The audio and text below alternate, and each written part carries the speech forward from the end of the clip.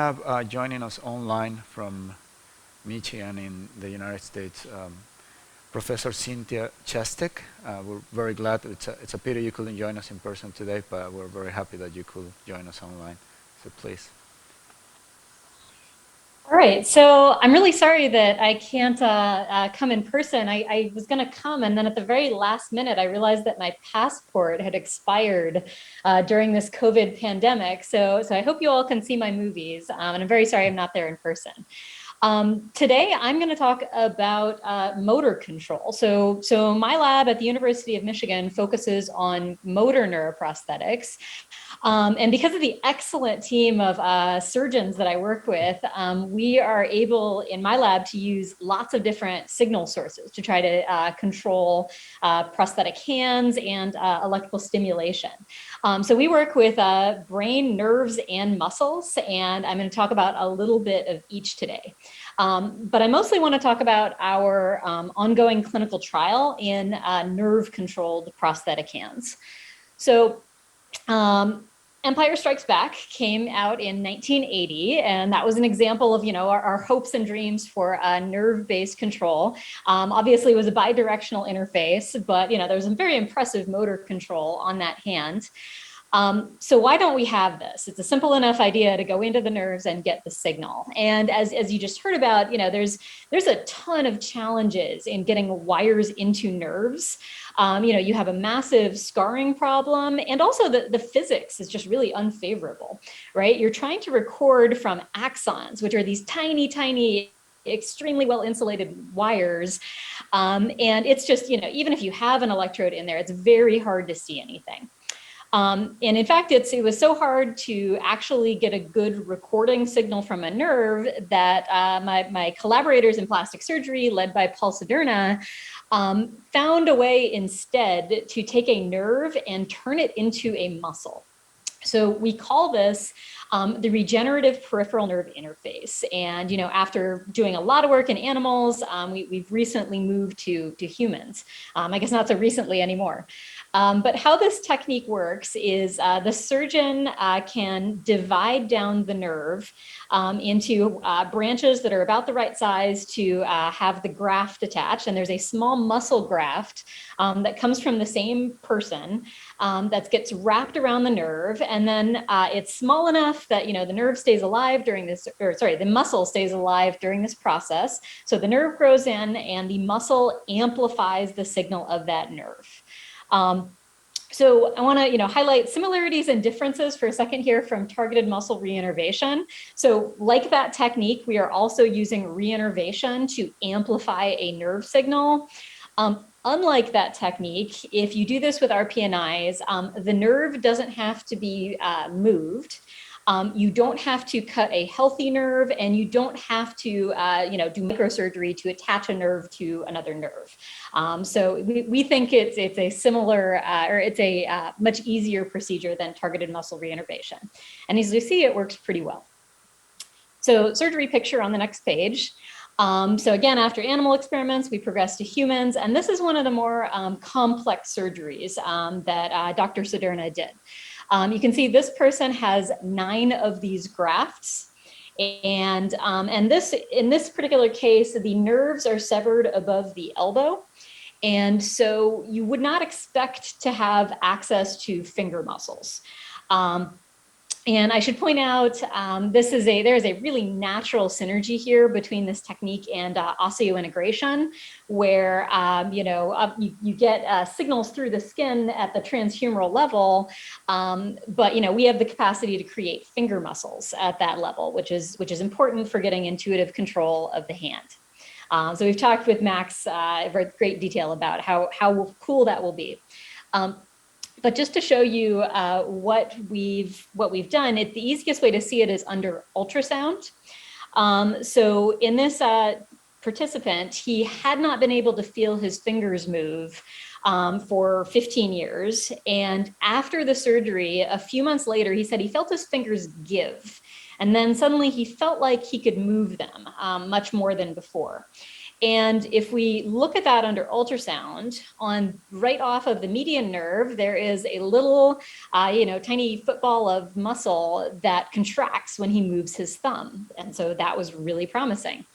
Also over on his ulnar nerve, we got the largest movement when he flexed his small finger. So, and again, I want to reiterate, this is inside of his like tricep area. So we are seeing thumb and small finger muscles above the elbow, which is going to be really helpful for controlling a prosthetic hand.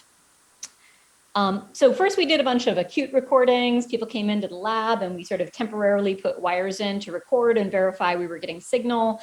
But years back, we switched entirely to indwelling electrodes.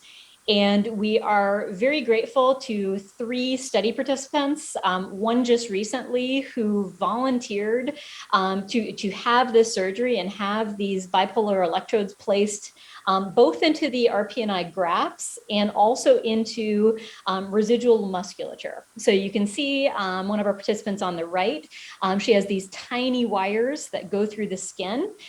This whole connector system lives under a bandage in her real life.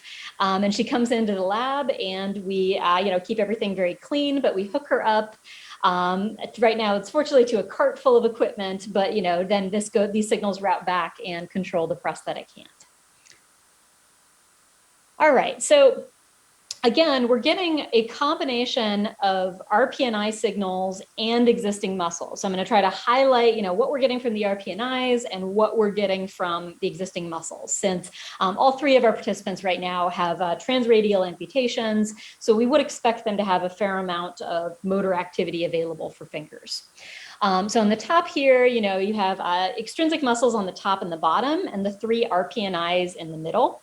And what you're looking at is EMG envelopes. And you'll notice, we have standard deviation bars here. So from doing the movement over and over again, and you can see there's 6 different movements of the fingers along the top. So you can see we're getting, in all cases, higher signal to noise ratios, like much higher than you would get from a nerve signal. And while indeed the RPNIs are slightly lower amplitude than extrinsic EMG, it's still a very high signal to noise ratio signal. And if you take your eyes down the columns here, like, this column is for thumb movement, you can see there's very distinct patterns here, right? And if your eyes can do it, I'd like to think our algorithms are pretty good, but it's pretty straightforward to classify movements that classify features that look this different. So first I want to show you a video of what we get primarily from the RPNI. So from the RPNI, we always get this super robust thumb signals on both the median and ulnar nerve that help us do a multi-degree of freedom thumb control. So let me just go ahead and play this video. And this is something I would not know how to do without RPNIs. So my student Philip Vu is holding this target over here. And our participant is controlling 2 degrees of freedom of the DECA hand there. Stop. Go ahead. Stop. Go down. Up. Over. Down. Up. Over. All right, so that's what RPNIs at the transradial level are really useful for. But I also want to talk a little bit about the other signals, just to show you what a benefit it is to go to implantable signals. So, in our one of our participants, we compared her surface EMG to her implantable EMG for a few muscles. We started with a muscle that you actually can get a pretty good surface EMG signal for. So after some fiddling around, we got a signal to noise ratio from the from the surface EMG of 22 and a SNR of 111 from the implantable signal. So 5x improvement by virtue of being implantable. But the story is actually even more dramatic than that, because there's a lot of smaller muscles that are much harder to get on the surface that are extremely useful for controlling prosthetic hands, like FTPI, which is giving us these beautiful index finger signals. And there, after much hunting, we managed to get a signal to noise ratio of 3. from our surface EMG, whereas that has a signal-to-noise ratio of 98 in the implantable electrode. So I have to say, as someone whose day job is brain signals, these signals have spoiled us for any other signal sources. We've gotten used to SNRs of 100. And so, these signals are a joy to use. Okay, so now I want to transition into using the RPNIs together with the other signals that we have. And I want to start with something hard, which is a 1 of 10 movement classification. And I want to point out that 4 of these movements involve the thumb. So our algorithm here, which is submitted, and you can read all about it on bioRxiv, is a hidden Markov model. And all that means is, there's this really cool like temporal dynamics to, switching between these different movements. And that style of classifier lets us account for that. So we allow for there to be transition states between one movement and another. And that lets us actually go faster. Because we don't have to sort of slow it down until we get a big enough window that we're absolutely sure. So let me show you what this looks like. We are controlling the hand in front, and our participant is controlling the hand in back. And that hand in front is switching between 10 different movements.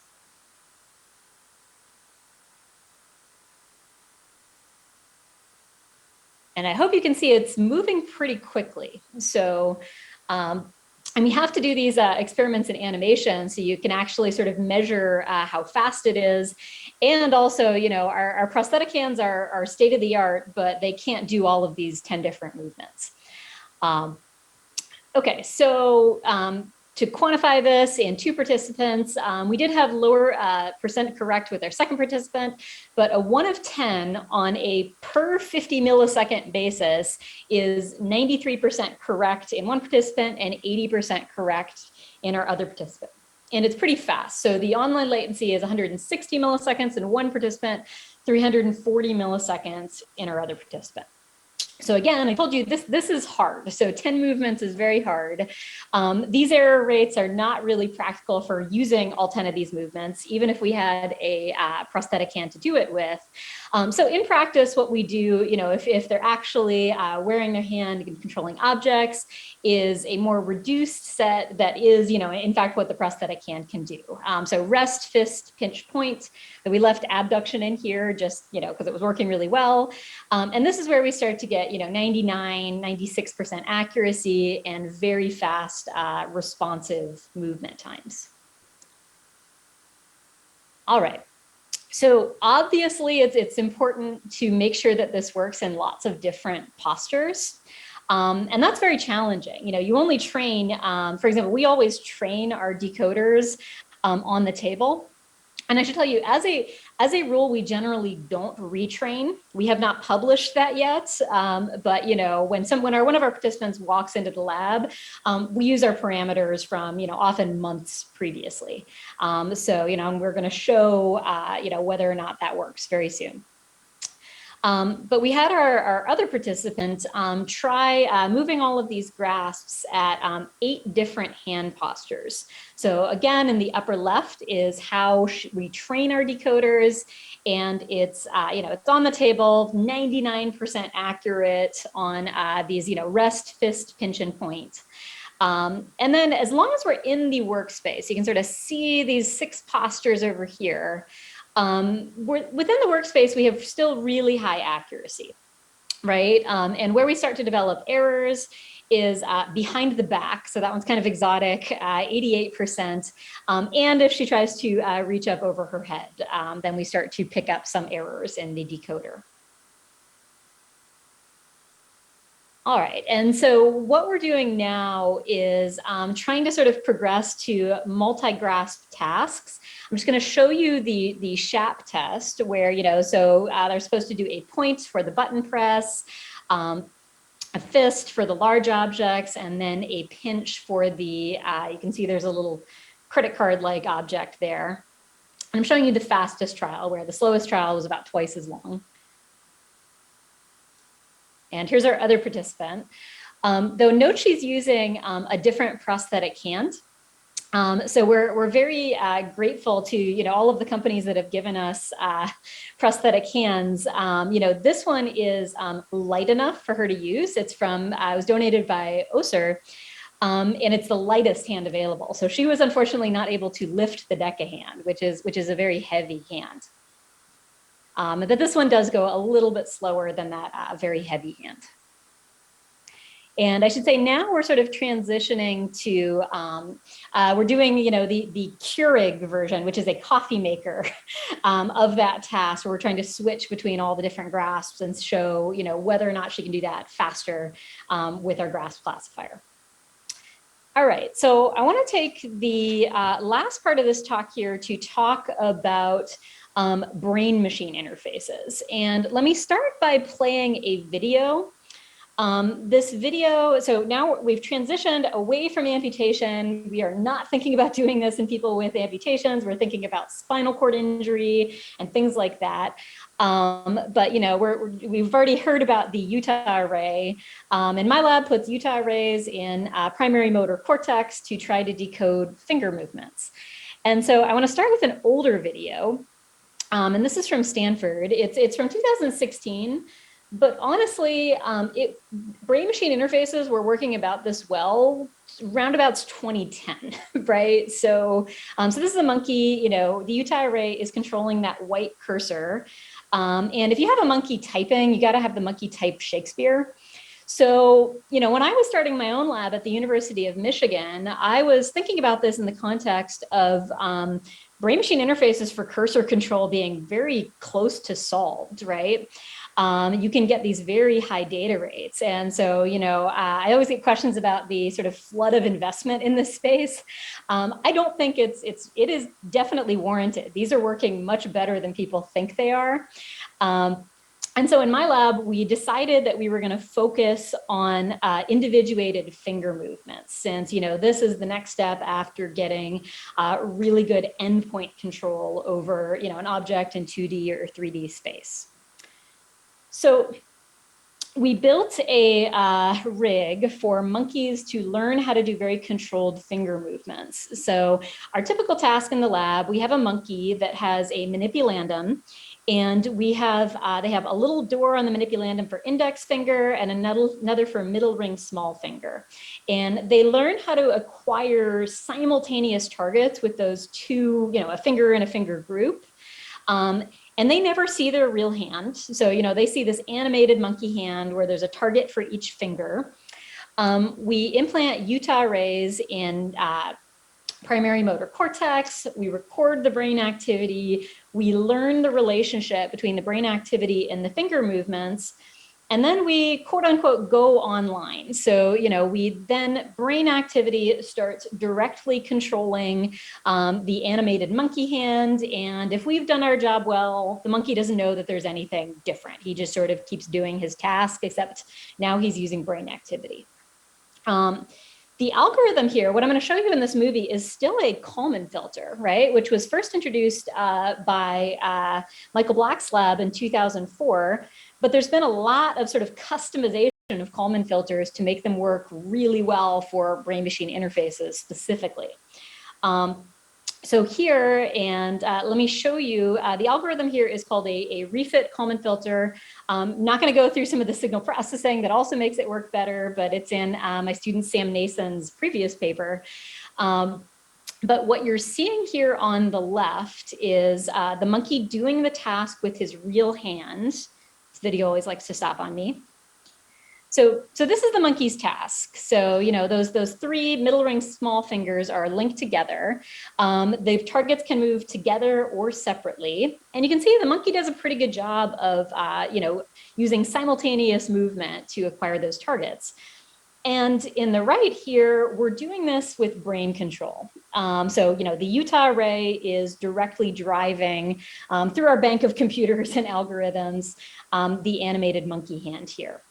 And you can see on the right, he's doing this in 0.74 seconds. So it is slower than on the left with his real hand, where he's doing it in 0.43 seconds. But if I hadn't shown you the video on the left, it's actually looking pretty good on the right. So we can do this pretty quickly. And we're very excited to just have gotten this published in Neuron, but you can also see it today up on bioRxiv. And just given, Sleeman and Mac's comment earlier, and I want to echo also what Maria was saying, I want to spend a few seconds here talking about electrodes. So that video that you just saw, it was done with a Utah array. I never want to knock the Utah array because it's a marvel of engineering and none of this fancy new stuff has beaten it, right? Like until your electrodes sometimes last 5 years, it's not yet competitive with the Utah array. And all of the high performance videos have been done with Utah arrays. That said, you'll notice there's a lot of channels here that aren't recording anything, right? And I've come to accept over the years that this is primarily due to scarring with the Utah array. So, there's sort of this conception that these signals go down over time, whereas it's more like, in brain-machine interfaces, we live with whatever's left, right? And every video you've ever seen is after this scarring process, and it's with, the neurons that sort of made it through that process. But imagine what we could do if, even we had 100 electrodes where all of them had neurons, and imagine how much more we could do if we had 1,000. And I just want to, point out that so my lab works on carbon fiber electrodes, which are, 8 microns. Here we're putting them in the brain at 80 micron pitch. So white dots are where we had electrodes. And you can see there is absolutely more scarring on this top figure than on the bottom one.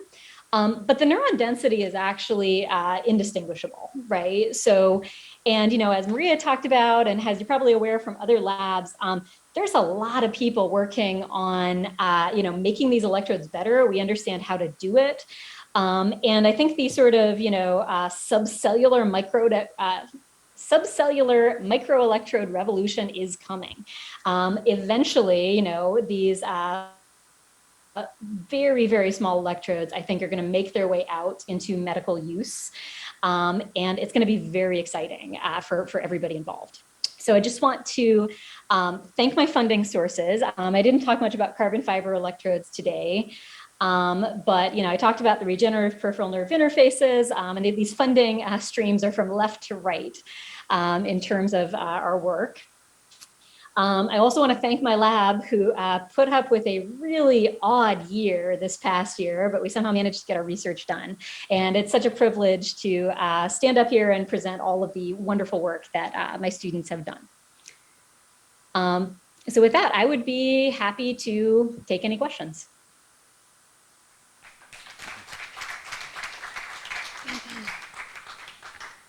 Yes, so we have one question.